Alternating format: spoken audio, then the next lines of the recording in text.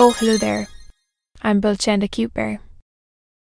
In this class, I'll read Chapter 3 of Frankenstein, or The Modern Prometheus, by Mary Wollstonecraft Godwin Shelley.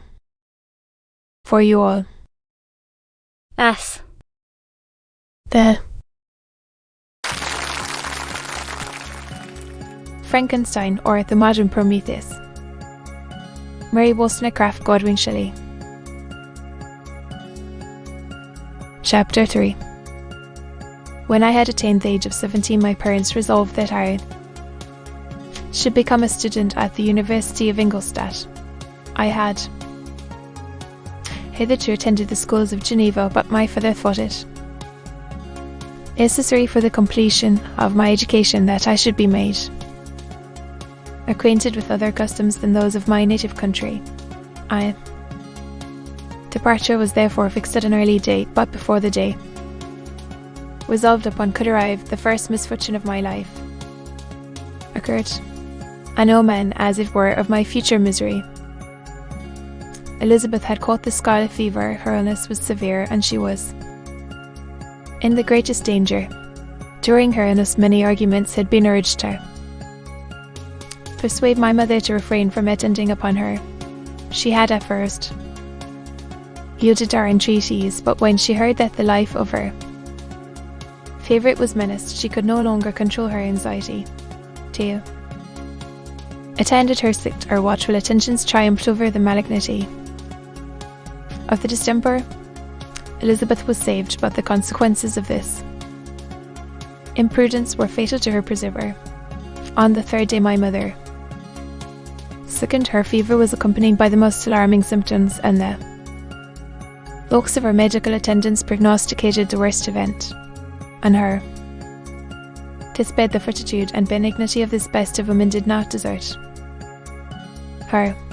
She joined the hands of Elizabeth and myself. Children, she said, my firmest hopes of future happiness were placed on the prospect of your union. This expectation will now be the consolation of your father. Elizabeth, my love, you must supply my place now. My younger children, us, I regret that I am taken from you and happy and beloved as I have been. Is it not hard to quit you all? But these are not thoughts befitting me. I will endeavour to resign myself cheerfully to death, and will indulge a hope of meeting you in another world. She died calmly, and her countenance expressed affection even in death. I need not describe the feelings of those whose dearest ties are rent by that most irreparable evil, the void that presents itself to the soul, and the despair that is exhibited on the countenance.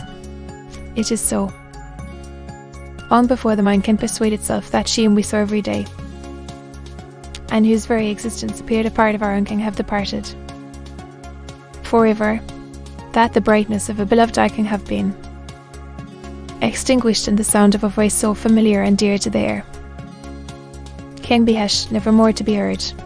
These are the reflections of the first days, but when the lapse of time proves the reality of the evil, then the actual bitterness of grief commences. From whom has not that root and rent away some dear connection? And why should I describe a sorrow which all have felt and must feel the time at length arrives, when grief is rather an indulgence than a necessity, and the smile that plays upon the lips, although it may be deemed a sacrilege, is not banished. My mother was dead, but we had still duties which we ought to perform. We must continue our course with the rest, and learn to think ourselves fortunate whilst one remains whom the spoiler has not seized. My departure for Ingolstadt, which had been deferred by these events, was now again determined upon. I obtained from my father a respite of some weeks. It appeared to me sacrilege so soon to leave the repose, akin to death, of the house of mourning, and to rush into the thick of life. I was new to sorrow, but it did not the less alarm me. I was unwilling to quit the sight of those that remained to me, and above all I desired to see my sweet Elizabeth in some degree consoled. She indeed felt her grief and strove to act the comforter to us all. She looked steadily on life and assumed its duties with courage and she devoted herself to those whom she had been taught to call her uncle and cousins. Never was she so enchanting as at this time, when she recalled the sunshine of her smiles and spent them upon us. She forgot even her own regret in her endeavours to make us forget. The day of my departure at length arrived. Clerval spent the last evening with us. He had endeavoured to persuade his father to permit him to accompany me and to become my fellow student, but in vain. His father was a narrow-minded trader and saw idleness and ruin in the aspirations and ambition of his son. Henry deeply felt the misfortune of being debarred from a liberal education. He said little, but when he spoke I read in his kindling eye and in his animated glance restrained but firm resolve not to be chained to the miserable details of commerce. We sat late. We could not tear ourselves away from each other nor persuade ourselves to say the word farewell. It was said, and we retired under the pretence of seeking repose, each fancying that the other was deceived. But when at the morning's dawn I descended to the carriage which was to convey me away, they were all there. My father, again to bless me, Clerval, to press my hand once more, my Elizabeth to renew her entreaties that I would write often and to bestow the last feminine attentions on her playmate and friend. I threw myself into the chaise that was to convey me away and indulged in the most melancholy reflections. I too had ever been surrounded by amiable companions, continually engaged in endeavouring to bestow mutual pleasure. I was now alone. In the university whither I was going, I must form my own friends and be my own protector. My life had hitherto been remarkably secluded and domestic, and this had given me invincible repugnance to new countenances. I loved my brothers Elizabeth and Clerval. These were all familiar faces, but I believed myself totally unfitted for the company of strangers. Such were my reflections as I commenced my journey, but as I proceeded, my spirits and hopes rose. I ardently desired the acquisition of knowledge. I had often, when at home, thought it hard to remain during my youth cooped up in one place, and had longed to enter the world and take my station among other human beings. Now my desires were complied with, and it would, indeed, have been folly to repent. I had sufficient leisure for these and many other reflections during my journey to Ingolstadt, which was long and fatiguing. At length the high white steeple of the town met my eyes. I lighted and was conducted to my solitary apartment to spend the evening as I pleased. The next morning I delivered my letters of introduction and paid a visit to some of the principal professors. Chance, or rather the evil influence, the angel of destruction, which asserted omnipotent sway over me. From the moment I turned my reluctant steps from my father's door, led me first to him, cramped professor of natural philosophy. A was an uncouth man, but deeply imbued in the secrets of his science. They asked me several questions concerning my progress in the different branches of science pertaining to natural philosophy. I replied carelessly and, partly in contempt, mentioned the names of my alchemists as the principal authors I had studied. The professor stared. Have you, he said, really spent your time in studying such nonsense? I replied in the affirmative. Every minute, continued in cramped with warmth, every instant that you have wasted on those books is utterly and entirely lost. You have burdened your memory with exploded systems and useless names. Good God, in what desert land have you lived, where no one was kind enough to inform you that these fancies which you have so greedily imbibed are 1,000 years old and as musty as they are ancient? I little expected in this enlightened and scientific age to find a disciple of Albertus Magnus and Paracelsus. My dear sir, you must begin your studies entirely anew. So saying, he stepped aside and wrote down a list of several books treating of natural philosophy, which he desired me to procure, and dismissed me after mentioning that in the beginning of the following week he intended to commence a course of lectures upon natural philosophy in its general relations, and that a Maltman, a fellow professor, would lecture upon chemistry the alternate days that he omitted. I return home not disappointed, for I have said that I headlong considered those authors used to assume the professor reprobated, but I return not at all the more inclined to recur to these studies in any dope. And Crime was a little squat man with a gruff voice and a repulsive countenance. The teacher, therefore, did not prepossess me in favour of his pursuits, in rather a too philosophical and connected strain. Perhaps I have given an account of the conclusions I had come to concerning them in my early years. As a child I had not been content with the results promised by the modern professors of natural science, with a confusion of ideas only to be accounted for by my extreme youth and my want of a guide on such matters. I had retrod the steps of knowledge along the paths of time, and exchanged the discoveries of recent inquirers for the dreams of forgotten alchemists. Besides, I had a contempt for the uses of modern natural philosophy. It was very different when the masters of the science sought immortality and power. Such views, although futile, were grand, but now the scene was changed. The ambition of the inquirer seemed to limit itself to the annihilation of those visions on which my interest in science was chiefly founded.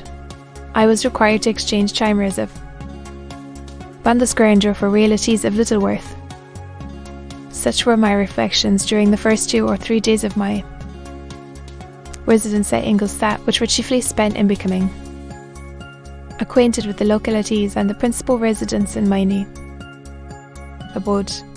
But as the ensuing week commenced, I thought of the information which Crime had given me concerning the lectures, and although I could not consent to go and hear that little conceited fellow deliver sentences out of a pulpit, I recollected what he had said of him, Wallman, whom I had never seen, as he had hitherto been out of town.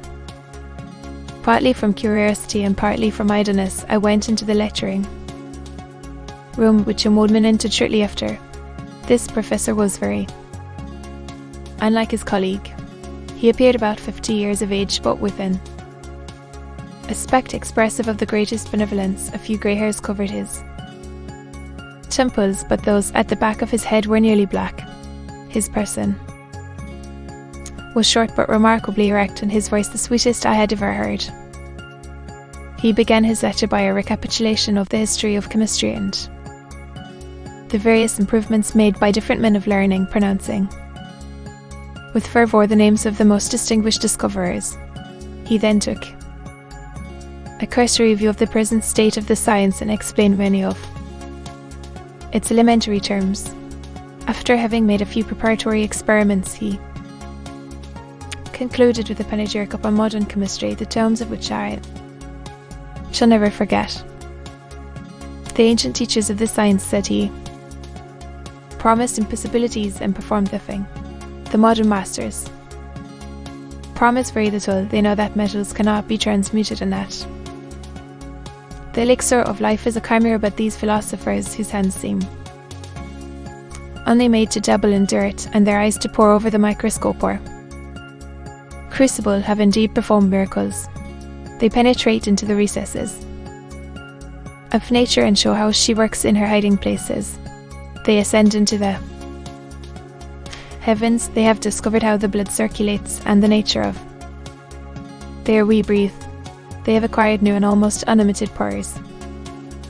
They can command the thunders of heaven, mimic the earthquake, and even mock the invisible world with its own shadows. Such were the professor's words. Rather, let me say such the words of the fate Nans to destroy me. As he went on, I felt as if my soul were grappling with a palpable enemy. One by one the various keys were touched which formed the mechanism of my being. Chord after chord was sounded, and soon my mind was filled with one thought, one conception, one purpose. So much has been done, exclaimed the soul of Frankenstein. More, far more, will I achieve treading in the steps already marked. I will pioneer a new way, explore unknown powers, and unfold to the world the deepest mysteries of creation. I closed not my eyes that night. My internal being was in a state of insurrection and turmoil. I felt that order would thence arise, but I had no power to produce it. By degrees, after the morning's dawn, sleep came. I awoke, and my yesternight's thoughts were as a dream. There only remained a resolution to return to my ancient studies and to devote myself to a science for which I believed myself to possess a natural talent. On the same day I paid Moldman a visit. His manners in private were even more mild and attractive than in public, for there was a certain dignity in his mien during his lecture which in his own house was replaced by the greatest affability and kindness. I gave him pretty nearly the same account of my former pursuits as I had given to his fellow professor. He heard with attention the little narration concerning my studies, and smiled at the names of Cornelius, Agrippa and Paracelsus, but without the contempt Adam Kemp had exhibited. He said that these were men to use indefatigable zeal. Modern philosophers were indebted for most of the foundations of their knowledge. They had left us as an easier task to give new names and arrange in connected classifications the facts which they in a great degree have been the instruments of bringing to light. The labours of men of genius, however earnestly directed, scarcely ever fail in ultimately turning to the solid advantage of mankind. I listened to his statement, which was delivered without any presumption or affectation, and then added that his lecture had removed my prejudices against modern chemists. I expressed myself in measured terms, with the modesty and difference due from my youth to his instructor, without letting escape an experience in life which have made me ashamed only of the enthusiasm which stimulated my intended labours. I requested his advice concerning the books I ought to procure. I am happy, said Moldman, to have gained a disciple, and if your application equals your ability, I have no doubt of your success. Chemistry is that branch of natural philosophy in which the greatest improvements have been and may be made. It is on that account that I have made it my peculiar study, but at the same time I have not neglected the other branches of science. A man would make but a very sorry chemist if he attended to that department of human knowledge alone. If your wish is to become really a man of science and not merely a petty experimentalist, I should advise you to apply to every branch of natural philosophy, including mathematics.